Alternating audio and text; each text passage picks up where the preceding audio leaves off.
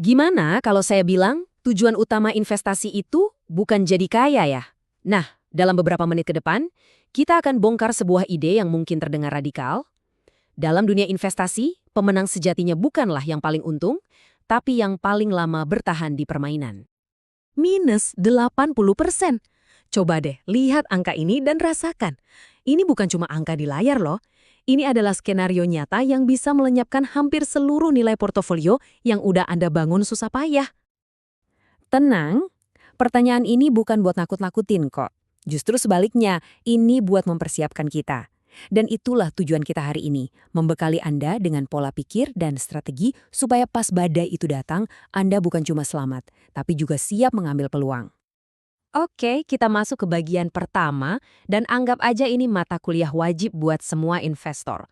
Bagi investor jangka panjang, kehancuran pasar sebesar itu bukanlah sebuah kemungkinan, melainkan sebuah kepastian yang pasti akan ditemui. Dengerin deh kutipan ini bukan soal pesimis, tapi soal realistis. Sejarah udah membuktikan kok, jadi kuncinya cuma satu, persiapan dari awal. Coba kita lihat sejarahnya. Ada tech bubble, krisis finansial, terus pandemi. Polanya jelas banget kan? Pertanyaannya itu bukan jika kehancuran berikutnya datang, tapi kapan? Nah, yang membedakan investor yang selamat sama yang gulung tikar itu apa? Dan inilah jebakan paling berbahayanya. Bayangin, pasar lagi anjlok parah dan semua uang Anda nyangkut di saham. Anda jadi nggak punya pilihan. Mau beli pas harga murah? Nggak bisa. Malah mungkin Anda terpaksa jual rugi karena panik. Intinya, Anda kehilangan kendali. Nah, dari sinilah kita masuk ke bagian kedua. Sebuah pergeseran mindset yang krusial. Lupain dulu deh soal jadi kaya raya secepat kilat. Tujuan utama kita sekarang cuma satu, bertahan hidup. Kalau pola pikir tradisional itu kan obsesinya gimana caranya dapat untung paling gede. Tapi seorang survivor itu pertanyaannya beda. Portofolio gue nih kira-kira bakal selamat nggak ya kalau ada badai terburuk sekalipun? Dan ini dia ujian sesungguhnya dari strategi investasi Anda. Bukan seberapa untungnya pas pasar lagi hijau, tapi bisakah alokasi Anda bikin Anda tidur nyenyak pas pasar anjlok 80%? Nah, itulah tujuan utamanya. Terus contoh konkretnya gimana? Salah satunya ya alokasi defensif, kayak model 433 atau 424 ini.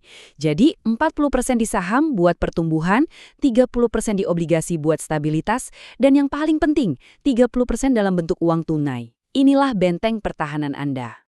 Tujuan alokasi kayak gini tuh jelas banget, bukan buat jadi yang paling ngebut, tapi buat jadi yang paling stabil. Ini ngasih Anda amunisi buat belanja pas lagi diskon besar-besaran, dan yang lebih penting lagi, kekuatan mental buat nggak panik dan jual rugi. Intinya, menghindari kesalahan fatal. Oke, sekarang kita sampai ke bagian ketiga, dan ini mungkin perubahan pola pikir yang paling penting dari semuanya. Kita akan melihat peran uang tunai dari sudut pandang yang sama sekali berbeda. Coba jujur, kebanyakan dari kita mikir kalau uang tunai itu ya uang nganggur. Aset yang nggak produktif, yang cuma bikin potensi keuntungan kita berkurang. Sebuah beban ya kan? Nah, pandangan ini sebenarnya bahaya banget. Inilah nilai sebenarnya dari uang tunai. Ini bukan biaya, tapi tiket Anda untuk tetap bisa main di pasar. Anggap aja ini premi asuransi yang Anda bayar demi sebuah kesempatan langka.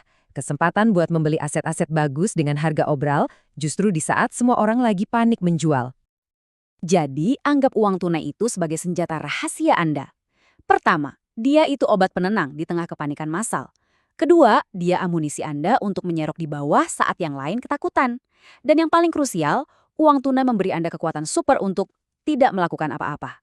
Nggak menjual aset berharga Anda di waktu yang paling buruk. Jadi pada akhirnya, lupain deh soal prediksi. Nggak ada seorang pun yang tahu kapan pasar bakal jatuh.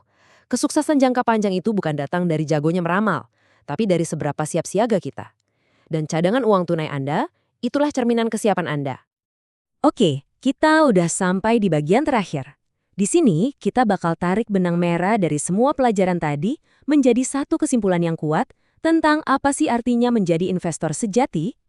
Tanda seorang investor hebat itu ternyata bukan dari laporan keuntungannya yang hijau-hijau. Tanda kehebatannya itu kemampuannya untuk tetap tenang, tetap berpegang pada rencana, dan bahkan berani membeli saat dunia di sekitarnya seolah mau runtuh. Ini soal kekuatan mental, bukan soal keajaiban finansial.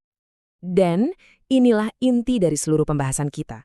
Dalam lari maraton investasi, garis finish itu nggak dimenangkan oleh pelari sprint yang kehabisan nafas di tengah jalan.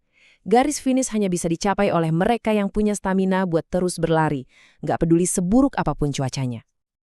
Jadi, sebagai penutup, saya mau tinggalkan satu pertanyaan untuk Anda renungkan. Coba sekarang lihat portofolio Anda. Tanyakan pada diri sendiri, apakah ini dibangun untuk cepat kaya atau dibangun untuk bertahan hidup? Jawaban Anda atas pertanyaan itu akan menentukan segalanya.